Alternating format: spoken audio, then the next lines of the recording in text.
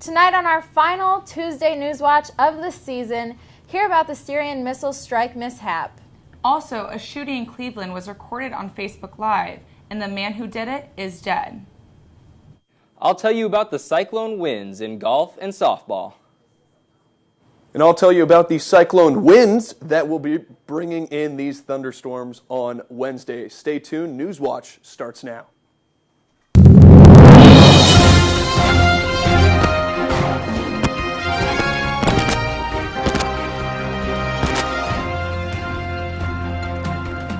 Thanks for watching and have a good rest of your night and week. Stay classy, Cyclones.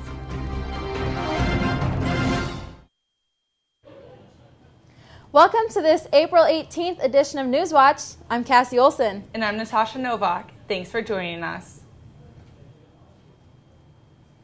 Iowa State University professor and director of Greenlee School of Journalism and Communication, Michael Bugeja, has written a book called Interpersonal Divide in the Age of the Machine. The book addresses the need for people to assert themselves over their technology.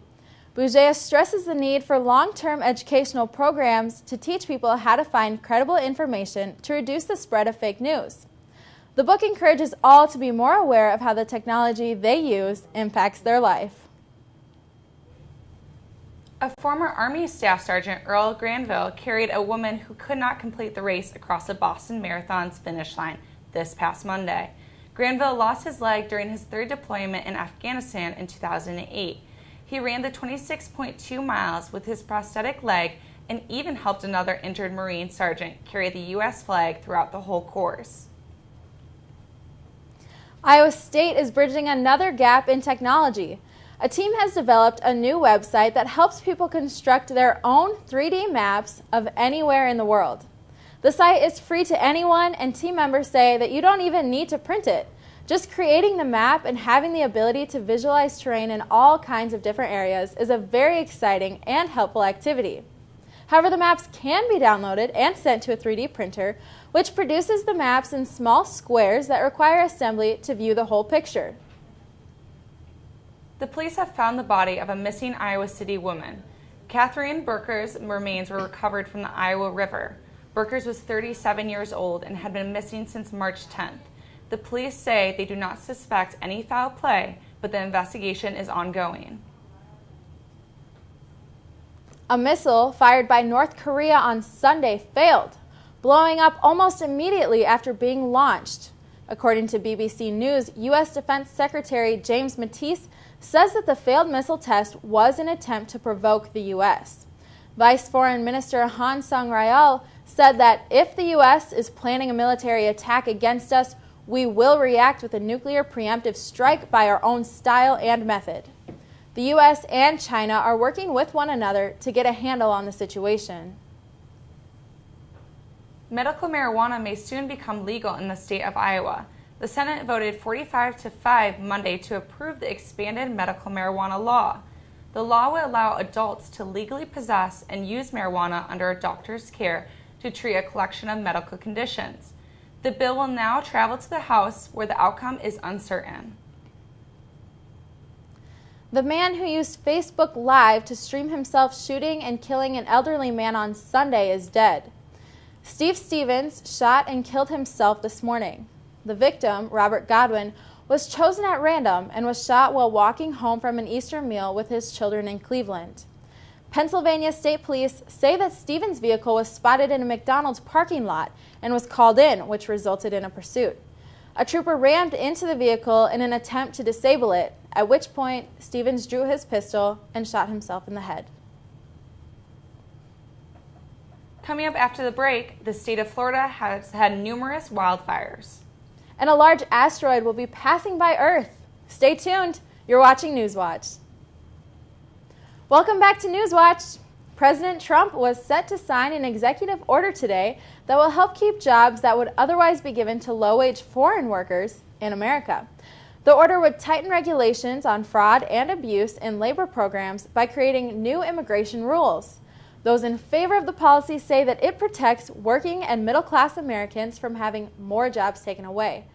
But some approach it with a more cautious attitude, warning that it could hurt thousands of U.S. businesses and their efforts to be more competitive by hindering access to needed talent.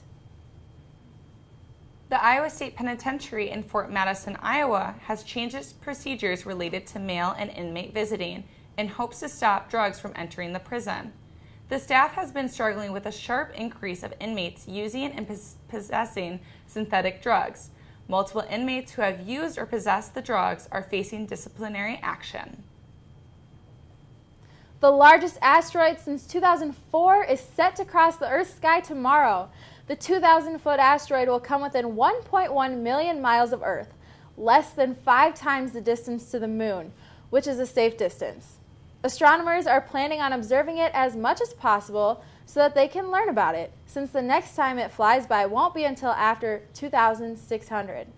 The next run-in with a big asteroid won't happen until 2027, when a half-mile wide asteroid will be about 236,000 miles out. At least 126,000 acres have been burned in wildfires across Florida this year. Since it is only the peak of the season, fires are only expected to get worse. The wildfires are causing residents to evacuate and schools in the community to close. Forecasters predict Florida's weather will be hotter and drier than normal, extending into June. Up next, we'll have Ben joining us at the desk with all Cyclone sports. Welcome back to Newswatch. I'm Ben Olson with your Newswatch Sports Report. With golf in full swing, Iowa State senior Nick Voke finished first at the Hawkeye Invitational by tallying a 207 total in 54 holes.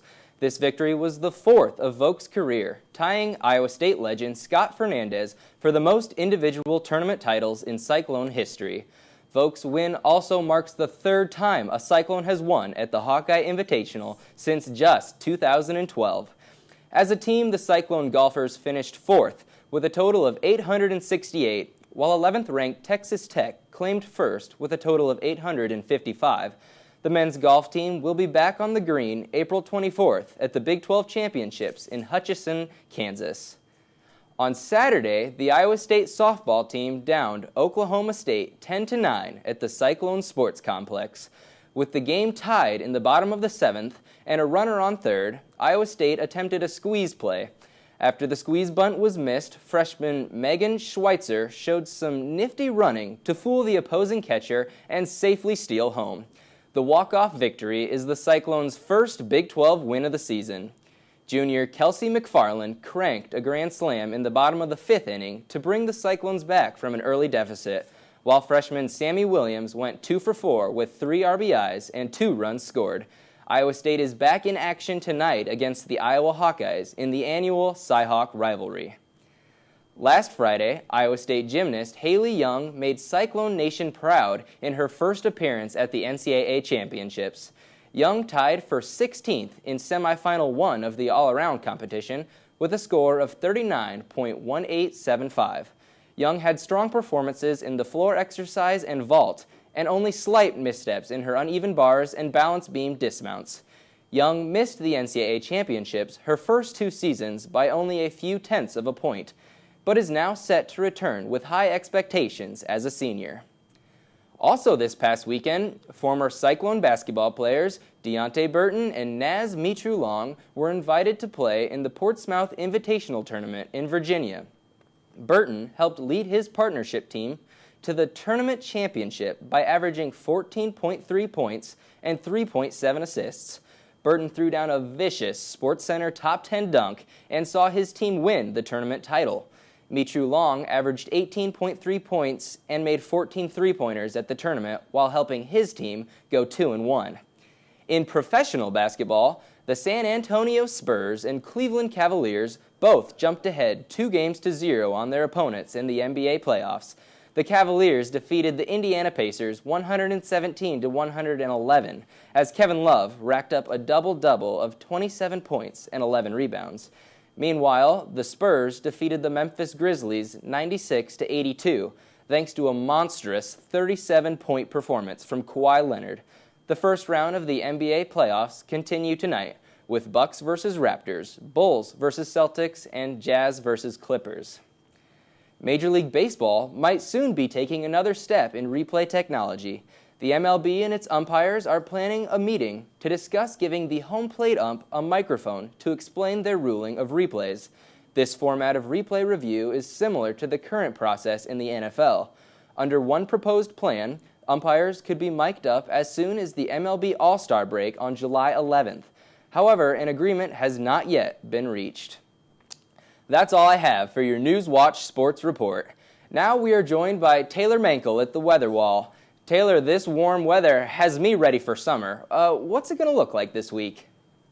For sure, Ben. It's some exciting weather out there for spring, but we've got one more big thunderstorm coming up here tomorrow. I'll give you a full look at that and then your extended forecast coming up. Stay tuned to Newswatch.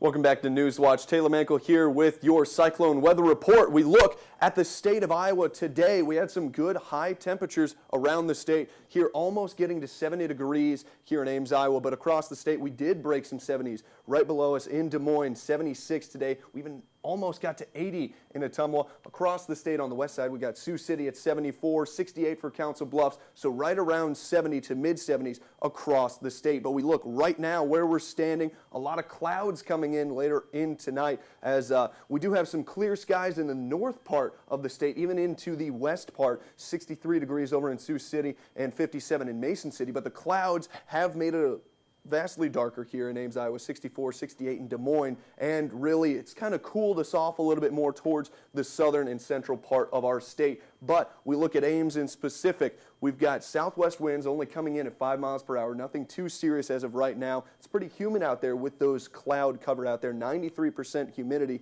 and 64 degrees with those clouds overhead. The current winds, the winds that I alluded to earlier in the show that will bring in some storms tomorrow, they're coming in mostly from the north to south. Mason City's getting it the most right now, 12 miles per hour there.